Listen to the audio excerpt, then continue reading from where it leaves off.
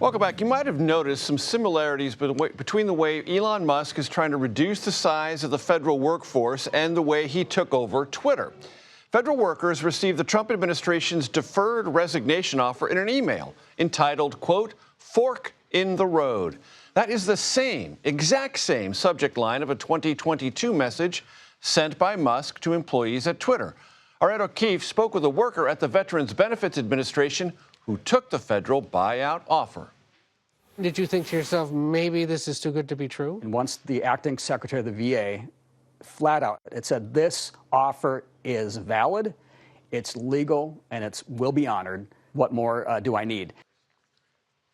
Ed O'Keefe joins us now from the North Lawn of the White House. Ed, you also spoke with a former Twitter employee about the federal buyout offer and these similarities. What did you learn?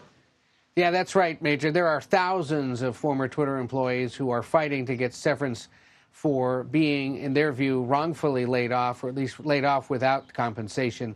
And in talking to them, they continue to see real striking similarities between how he operated that company once it was purchased and what's going on now at the federal government. Perhaps the most striking detail I didn't realize was that when he purchased Twitter, he sent in Tesla officials to sort of look over the shoulders of these people and get a sense of what exactly was going on at Twitter. Not unlike these DOJ officials that we've heard about going into federal agencies. So we spoke with one of these Twitter employees, former Twitter employees, who asked us to shield her identity. You start seeing Elon Musk now running the federal government, offering federal employees a fork in the road. Yeah. What did you think? It's a lot scarier, to be honest.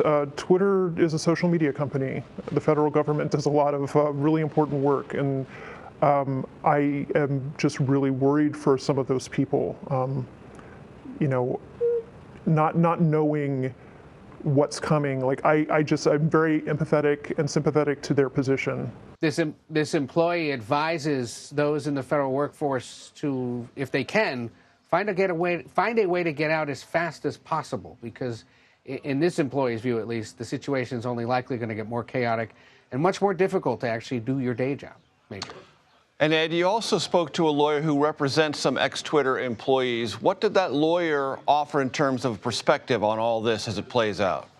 Yeah, Shannon Liss Reardon is the one that's representing about these 2,000 employees and is also quite struck by the similarities in what went on at Twitter and what's going on in the federal government right now, in part because ultimately what he did at Twitter is is costing that company much more. Take a look. It's one of the ironic things about what's happening is that he claims that he's, again, trying to help our country by cutting costs. And he's really just creating a morass of legal claims that the federal government will have to defend. I mean, think about this. This means the federal government, you and I, taxpayers, will now have to pay for the defense of the claims that Elon is creating. It's not his own money. He's creating all of these legal liabilities for the federal government, which taxpayers will have to pay for. And Ed, there's a pesky Congress question here, because it's not Elon Musk's money that's going to finance these buyout offers. Congress is going to have to do that. Is there any sense that these people you talk to are fearful for the federal workers, that what they signed up for, they may not get? There is fear of that, not only among those we spoke with here, but among union representatives for them, congressional Democrats who are likely to stand in opposition to anything the Trump administration tries to do with budgeting and spending in the next several months. And in talking to that employee who we heard from at the beginning, a guy named Cole Crackey, whose last day at the office is today, he says he's confident he will ultimately get paid because the VA has told him he will, because the Office of Personnel Management has told him he will. He had to sign a deferred resignation agreement 3 times, 3 different versions of it, as they amended the wording in there about the legality of this and the assurances that workers would actually get paid. And buried in that agreement is something that says he forever waives his right to sue or seek arbitration against the VA should something go wrong. So at this point, his legal options basically don't exist.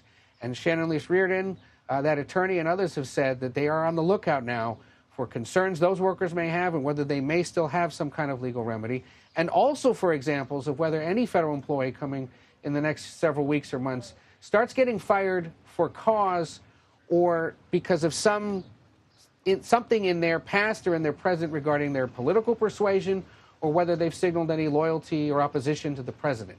Once those kinds of examples surface, if they do, Shannon Liss-Riordan said, the lawsuits are going to come flying, and it's going to get awfully expensive for the federal government as they try to settle those situations. Major. Ed O'Keefe on the North Lawn of the White House. Thank you very, very much.